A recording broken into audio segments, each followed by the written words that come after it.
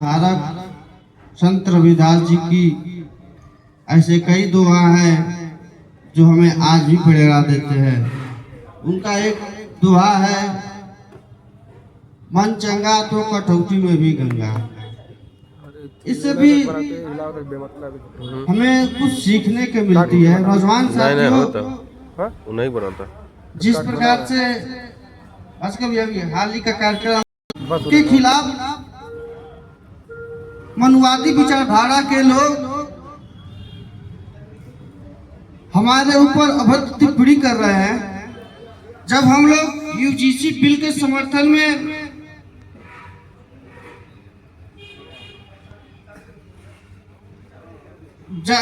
छात्रों का समर्थन मांगने के लिए कैंपस में घूम रहे थे और उसके बाद जब विश्वविद्यालय के बाहर निकल रहे थे, गोरखपुर के प्रशासन और कैंट के सचिव हमारे ऐसे कई सीनियर छात्र नेता थे, उनके साथ बदतमीजी करने का काम करते थे। नौजवान साथियों,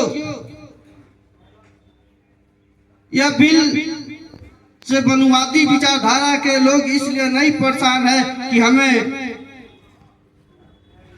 हमारी आजादी छीनी जा रही है। उन्हें परेशानी इस बात की है कि अहिरा के लड़का के अहिरा नाय कह, चमड़ा के लड़का चमड़ा नाय कही पाई, इसलिए उन्हें परेशानी हो रही है।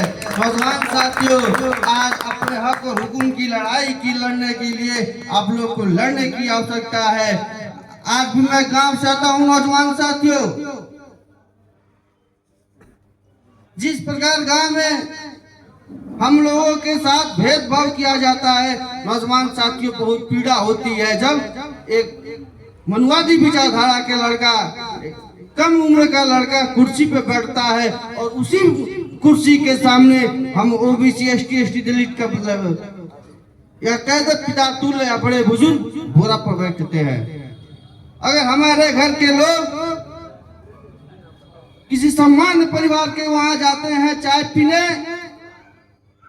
तो चाय का गिलास भी धो के रखने का कार्य करते हैं।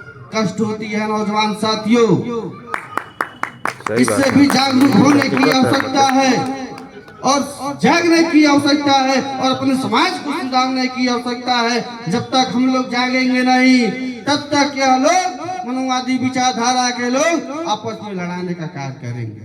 सही बात। जिस प्रकार से हम लोगों को विश्वविद्यालय के सीनियर नेता मनुवादी विचारधारा के लोग दलित एसटी ओबीसी को जिस दिन से यह कार्यक्रम हुआ उस दिन से गाली दे रहे हैं। बहुत ही शर्म की बात है कि अपने हक और हुकुम की लड़ाई लड़ने के लिए यदि हमारे सीनियर छात्र नेता और समर्थन के लिए उतरते हैं, उन्हें ऐसे प्रतिक्रिया की जाती है। कहीं ना कहीं यह शोभनीय है। ज्यादा कुछ ना बोलकर अपनी बाड़ियों के विराम दूंगा। जय भीम। बहुत धन्यवाद।